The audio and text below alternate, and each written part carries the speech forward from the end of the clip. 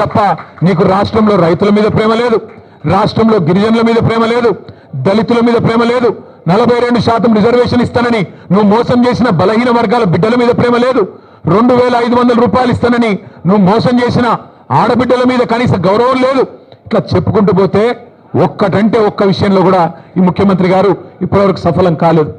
ఆయన వచ్చినా రాకపోయినా నేను మొత్తం లెక్క తీసుకొని వచ్చిన రాష్ట్రంలో మొన్న వేసిన రైతు బంధు అయిపోయింది మొత్తం వేసేసినామని చెప్పిన రైతు బంధు దానిలో డొల్లతనం కూడా ఆయనకు చెప్దామని వచ్చిన.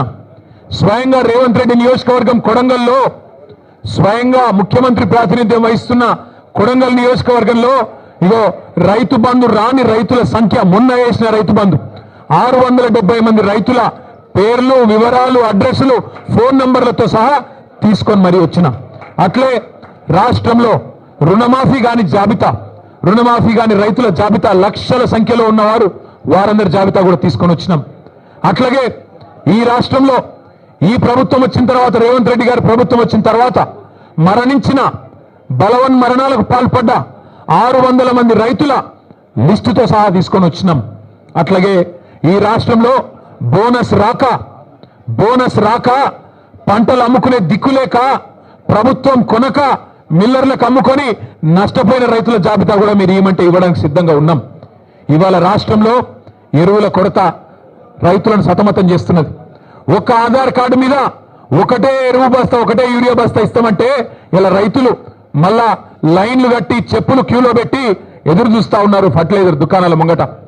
రేవంత్ రెడ్డి అధికారంలోకి వచ్చే ముందు ఒక పాటను తయారు చేసి దేశం మీదకి వదిలిరు. మళ్ళీ ఆనాటి రోజులు తీసుకొస్తామని చెప్పినారు. నిజంగానే ఆనాటి రోజులు తెచ్చిండ్రు.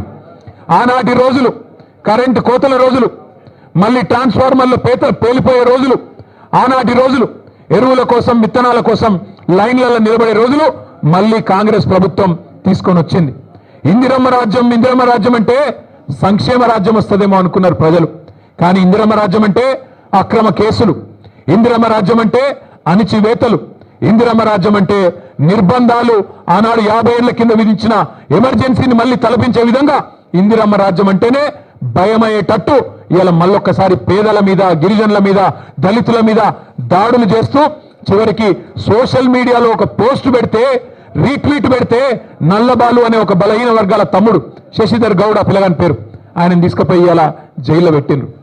అందుకే ఇందిరమ్మ రాజ్యం అంటే ఏందో ప్రజలకు అర్థమైంది, ఆనాటి రోజులు అంటే ఏందో అర్థమైంది, మార్పు అంటే ఏందో అర్థమైంది, అన్ని విషయాలు అర్థమైనాయి. కాబట్టే కర్రుగాల్చి వాత పెట్టడానికి రేవంత్ రెడ్డి గారికి రాష్ట్ర ప్రజలు సిద్ధంగా ఉన్నారు. మీ అందరితో ప్రెస్ మిత్రులతో కూడా వారికి నేను ధన్యవాదాలు చెప్తా ఉన్నా. ప్రెస్ క్లబ్ మా శ్రీనివాస్ గౌడ్ సాబ్ ఫోన్ చేసి ఇట్లా చర్చ ఉన్నది, మరి మాకు అవకాశం ఇవ్వండి అంటే వెంటనే వారు అవకాశం ఇచ్చినందుకు వారికి కూడా ధన్యవాదాలు. ముఖ్యమంత్రి గారికి మర్యాదగా తువ్వాలేసి దాని మీద రాసి నీకోసం ఇంతమంది పెద్దోళ్ళు నిలబడి, మాజీ హోంమంత్రి గారు, మాజీ అడిషనల్ డీజీపీ గారు, మాజీ మంత్రులు, మా రాజ్యసభ సభ్యులు, మా ఎమ్మెల్యేలు అందరూ నిలబడి నీకోసం కుర్చీ వేసి అర్ధగంట ఎదురు చూసినాం. నీకు నీ కుర్చీకి ఇచ్చే గౌరవం నీకు ఇచ్చినాం. కానీ ముఖ్యమంత్రి గారు మీరు గౌరవాన్ని నిలుపుకునే పద్ధతిలో లేరు. మీరు మీ మాటలు, మీ రోత చేష్టలు ఇవన్నీ తెలంగాణ సమాజం గమనిస్తూ ఉంది. పెద్దలు కేసీఆర్ గారిని మీరు ఎట్లా ప్రతిరోజు దుర్భాషలాడుతున్నారో ప్రపంచం మొత్తం చూస్తూ ఉంది. ఒకటి మాత్రం వాస్తవం, నువ్వు 4 రోజులు మోసాలు చేసి తప్పించుకోవచ్చు గాక, 4 రోజులు ఇట్లనే డైలాగులు కొట్టి తొడగొట్టి గతంలో తప్పించుకున్నట్టే తప్పించుకోవచ్చు గాక.